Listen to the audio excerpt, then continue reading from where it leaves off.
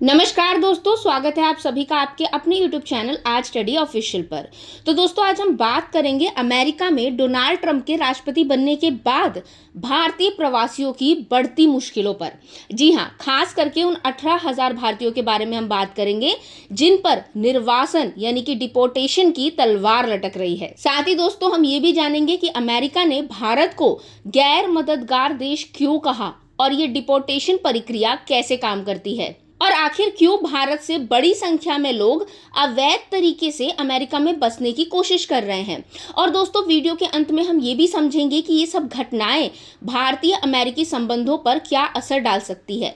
तो दोस्तों, बने रहिएगा हमारे साथ, क्योंकि ये वीडियो न केवल जानकारीपूर्ण है बल्कि आज के समय की एक अहम सच्चाई को भी उजागर करता है। तो दोस्तों, हुआ ये है कि डोनाल्ड ट्रंप ने अपने चुनाव प्रचार के दौरान ये साफ तौर पे कह दिया था कि वो अमेरिका में अवैध प्रवासियों को किसी भी कीमत पर बर्दाश्त नहीं करेंगे। उनके मुताबिक ये उनका प्राथमिक एजेंडा है। अब जैसे ही वो राष्ट्रपति पद की शपथ लेंगे, वो अमेरिका की सीमा सुरक्षा को मजबूत बनाने और अवैध प्रवासियों को बाहर निकालने का निर्देश जारी कर देंगे। दोस्तों, आपको बता दूं कि अमेरिकी एजेंसी ICE ने करीब 15 लाख लोगों की एक लिस्ट तैयार की है, जिसमें से 18,000 भारतीय भी शामिल हैं।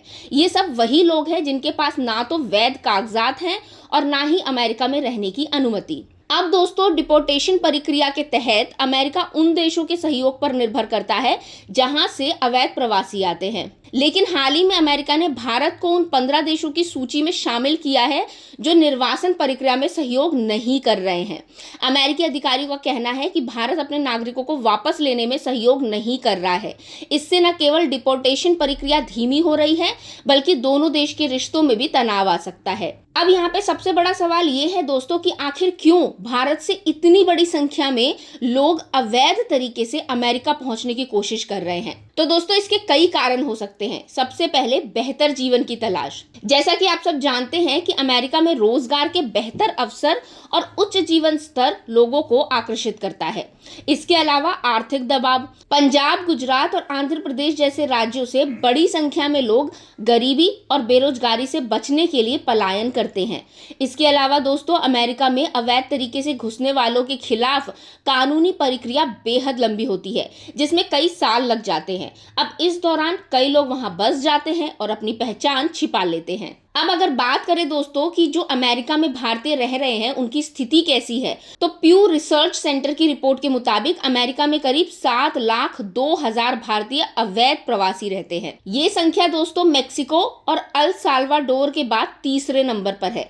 इसके अलावा पिछले 3 सालों में अमेरिका की सीमा में अवैध रूप से घुसने की कोशिश करते हुए करीब 90,000 भारतीय पकड़े गए हैं। अब ये आंकड़े ये दिखाते हैं कि अवैध प्रवासियों का मुद्दा कितना ज्यादा बड़ा है। अब दोस्तों, हाल ही में डोनाल्ड ट्रंप ने एक इंटरव्यू में कहा था कि वो अमेरिकी संविधान के 14वें संशोधन में बदलाव करना चाहते हैं।